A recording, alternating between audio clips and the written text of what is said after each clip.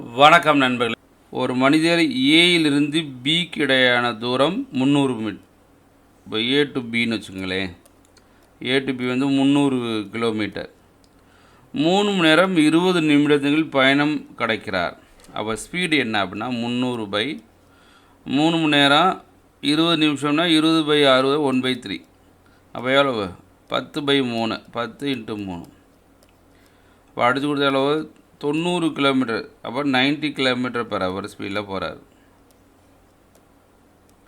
Return வந்து அதே 300 4 மணி நேரமும் 10 நிமிஷம் 1/6 தான் 10 நிமிஷம் 6 25/6. அதே 300 25/6 6 மேலே விடுங்க 25னா ஒரு 25 மீதி 5 2 25. அப்போ என்ன வரும் 6 72 km/h. அப்போ 72 km/h.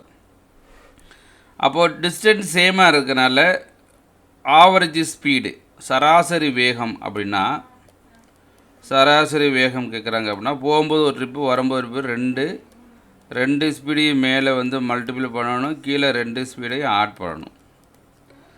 அப்போ 2 × 90 × 72 ஆட் பண்ணிங்கனாக்க 162. இப்போ டிவைட் பண்ணுவோம். 2ஆல் டிவைட் பண்ணிங்கனாக்க 81. 9னாக்க 9 9s are 8. 38 72 10. அப்போ ஆவரேஜ் ஸ்பீடு எவ்வளோனா 80 km/h. Average speed 80 km/h. அவங்க என்ன கேட்குறாங்கனாக்க ஏயிலிருந்து பிக்கான சராசரி வேகமானது முழு பயணத்துக்கான சராசரி வேகத்தை காட்டிலும் எவ்வளோ அதிகம்னு கேட்குறாங்க. இது வந்து 80, ஏ டு பி வந்து 90. அப்போ எவ்வளோ அதிகம் 10 km/h அதிகம். The answer is 10 is answer. அடுத்த ரெண்டாவது கொஷின். ஏ என்பவர் 16 நாட்களில் வேலை செய்ய முடியும்னு போடுவாங்க.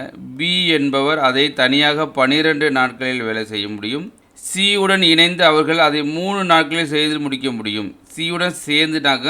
இப்போ ஏ ப்ளஸ் பி ப்ளஸ் சி 3 பேரும் சேர்ந்தால் 3 நாட்கள் வேலை செய்கிறாங்க எனில் சி மட்டும் அந்த வேலையை எத்தனை நாட்களில் செய்ய முடியும்? ஏ வந்து 16 நாள், பி வந்து 12 நாள், சியுடன் இணைந்து அவர்கள்னால் ஏ ப்ளஸ் பி ப்ளஸ் சி 3 நாள். இதுக்கு எல்சியம் பார்க்கணும். இப்போ 48 3 16 4 12 1 3 3 6 3 18. அப்போ ஏயும் பியும் 7 முறை நடுறாங்க. அப்போ ஏ ப்ளஸ் பி 16 வேணால் அப்போ சப்ராக்ட் பண்ணால் சி மட்டும் எவ்வளவு? சி மட்டும் 9 முறை நடுவார்.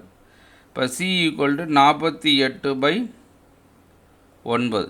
இப்போ 5 1/3 டேஸில் இந்த வேலையை சி மட்டும் அந்த வேலை செய்து முடிப்பார்.